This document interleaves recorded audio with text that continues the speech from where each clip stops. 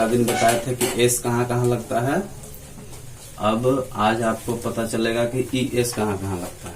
ठीक है, तो एस वाला याद कर लिया कहाँ कहाँ लगता है। तो देखिएगा इसको, जब शब्द के अंत में एस हो, डबल एस हो, एस एच हो, एक्स हो, सी एच हो, जेड हो, तो ऐसे कंडीशन में क्या लगता है, उसमें ई एस लगता है। और ई एस लगा करके वो क्या बन जाता है, प्लूरल हो जाता है। ठीक है, समझ पाए बात को। ई एस लगा करके क्या हो जाता है, वो प्लूरल हो जाता है। जैसे देख लीजिए, ग्लास है, सॉरी गैस है, तो गैस के लास्ट में क्या है, एस लगा हुआ है, तो क्या लिखा गया, ई एस। ठीक है, क्लास है, क्लास के लास्ट में क्या है, डबल एस है, तो क्या लग गया है, ई एस लग गया है।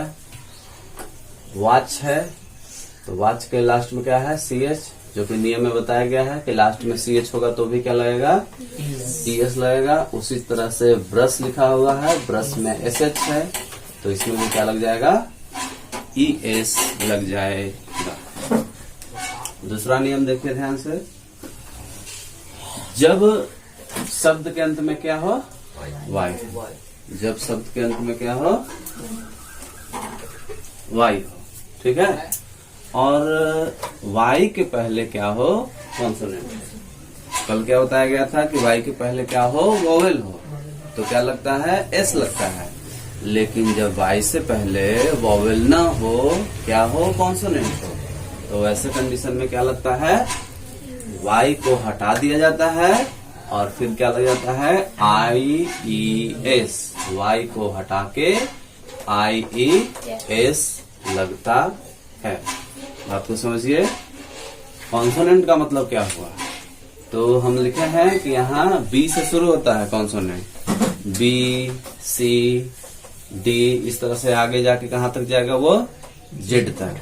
तो उसमें वोवेल को छोड़ देना है, यानी कि ए ई आई ओ यू, इन 5 को छोड़ करके बाकी जो बच गया वही आपका क्या कहलाएगा, कॉन्सोनेंट कहलाएगा।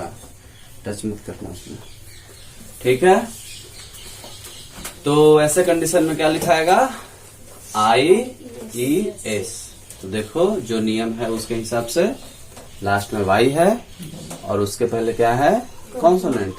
ठीक है, लास्ट में वाई और उसके पहले कॉन्सोनेंट, तो क्या लग गया, वाई हट गया है, आर के बाद वाई हट गया है ना, और क्या लगा दिया गया है, आई ई एस। उसी तरह से सिटी है, सिटी में क्या है, लास्ट में वाई है, वाई के पहले क्या है, कॉन्सोनेंट है, तो वाई को हटा दिया गया है और C I T I E S, cities लिखा गया है। समझ गए बात को। जो नियम कह रहा है उसके हिसाब से आपका क्या है, 4 एग्जाम्पल है ना। बॉडी है, वाई है लास्ट में, वाई से पहले कॉन्सोनेंट है, तो वाई को हटा दिए हैं और क्या लगा दिए हैं, आई ई एस। तो जो नियम होता है उसके हिसाब से आगे आपका एग्जाम्पल दिया हुआ है। तो इसी तरह से और भी कोई शब्द आएगा तो आप नियम जब याद किए रहेंगे तो उसको बदल सकते हैं। तीसरा नियम क्या बताया गया है कि जब शब्द के अंत में ओ हो और ओ के पहले क्या हो, कॉन्सोनेंट, तो क्या लगेगा, ई एस लग जाएगा। लास्ट में ओ है, मैंगो, तो क्या लग गया है, ई एस लग गया है। जब सिंगुलर से प्लूरल बनाएंगे तब, है ना। समझ में आ रहा है बात। इसके पहले क्या बताए थे कि ओ से पहले वोवेल रहता है तो क्या लगता है, एस लगता है। ठीक है, लेकिन कॉन्सोनेंट है तो क्या लगेगा, ई एस लगेगा। लास्ट में ओ है, ओ के पहले कॉन्सोनेंट है तो क्या लग जाएगा, ई एस लग जाएगा। बुफेलो है, बुफेलो लास्ट में ओ है, ओ के पहले क्या है, कॉन्सोनेंट है, तो देखिए ई एस लग गया है। इसी तरीके से कुछ शब्द ऐसे होते हैं जिसमें क्या आता है, एफ या एफ ई क्या आता है, एफ आता है या एफ ई आता है। तो वैसे कंडीशन में क्या करना है आपको, एफ या एफ ई को हटा देना है और उसके बदले क्या लगा देना है, वी ई एस। एफ या एफ ई को हटा देना है और क्या लगाना है, वी ई एस।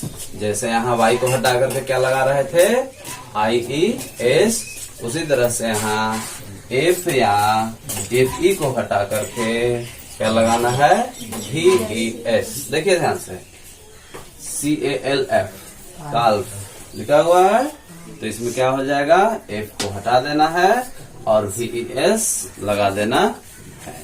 यहाँ FE को हटा देना है और VES लगा देना है। वाइफ में FE को हटा देना है और VES लगा देना है। क्लियर हुआ? कहीं कोई दिक्कत तो पूछिए, कहीं भी आपको नहीं समझ में आया हो तो पूछिएगा। बाकी बचा हुआ है वो पुराना है, उसको दे दिया जाएगा। चलें आगे? हाँ चलिए।